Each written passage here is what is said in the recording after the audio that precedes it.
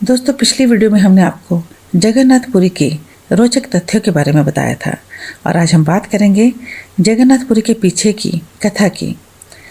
नमस्कार दोस्तों, स्वागत है आपका हमारे चैनल त्रिशक्ति पर। आज हम बात करेंगे जगन्नाथपुरी के पीछे की कथा की। महाभारत के वन पर्व के अनुसार राजा इंद्रदमन विष्णु जी के अनन्य भगत थे। एक बार विष्णु जी ने रात को उनके सपने में आकर उनसे कहा, कल तुम नदी में स्नान करने जाना, वहाँ तुम्हें एक लकड़ी का तैरता हुआ तना मिलेगा। तुम एक मंदिर बनवाकर उस लकड़ी के तने से मूर्तियाँ बनवाकर मंदिर में स्थापित कर देना। राजा सुबह स्नान करने के लिए नदी में गया। उन्हें वैसे ही तना तैरता हुआ मिला। राजा उस तने को उठाकर महल में ले आए। फिर राजा ने नगर के सभी कुशल कारीगरों को मूर्ति बनाने के लिए बुलवाया, मगर कोई भी कारीगर उस तने में छेद नहीं कर पाया। अब राजा चिंता में पड़ गए।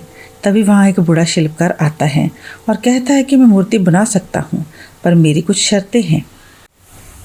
अगर आप मानो तो मैं बताऊँ। राजा ने कहा, आप अपनी शर्तें बताएं।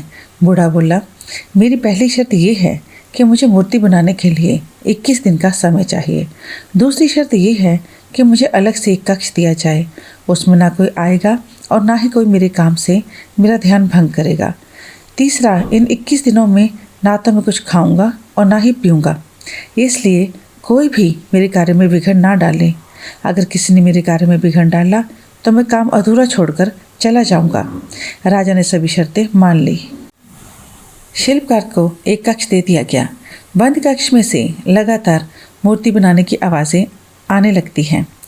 रानी रोज उन आवाज़ों को सुनती है, लेकिन एक दिन आवाज़ें आनी बंद हो गई तो रानी को चिंता हुई कि कहीं बूढ़ा कारीगर भूख और प्यास से मर तो नहीं गया। उसने राजा से आग्रह किया कि कक्ष को खुलवाया जाए। राजा ने रानी को कारीगर की शर्तें याद करवाई, पर रानी नहीं मानी। विवश होकर राजा ने कक्ष खुलवा दिया। कक्ष के खुलने पर सब हैरान रह गए। वहाँ पर बूढ़ा कारीगर नहीं था। अगर थी तो 3 अधूरी मूर्तियाँ। वह कारीगर कोई और नहीं, देवशिल्पी विश्वकर्मा जी थे। फिर राजा ने उन मूर्तियों को मंदिर में स्थापित करवा दिया। ये तीनों मूर्तियाँ श्री कृष्ण, बलराम जी और सुभद्रा जी की थी।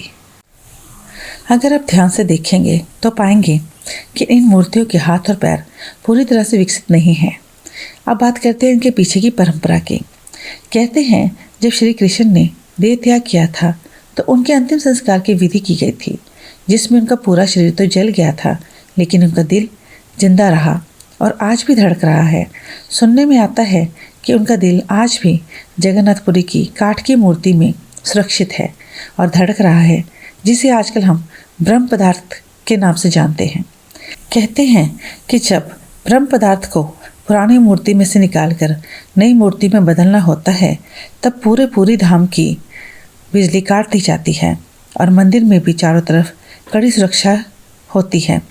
मंदिर में अंधेरा कर दिया जाता है और जिस पुजारी को मूर्ति से ब्रह्म पदार्थ निकालकर नई मूर्ति में स्थापित करना होता है, उससे दस्ताने पहना दिए जाते हैं और उसकी आंखों पर पट्टी बांध दी जाती है ताकि कोई भी ब्रह्म पदार्थ को देख ना सके। पर जिन पुजारियों ने यह प्रथा की है, वे कहते हैं कि उन्हें ब्रह्म पदार्थ ऐसा महसूस होता है जैसे उन्होंने किसी जिंदा खरगोश के बच्चे को अपने हाथों में पकड़ रखा हो।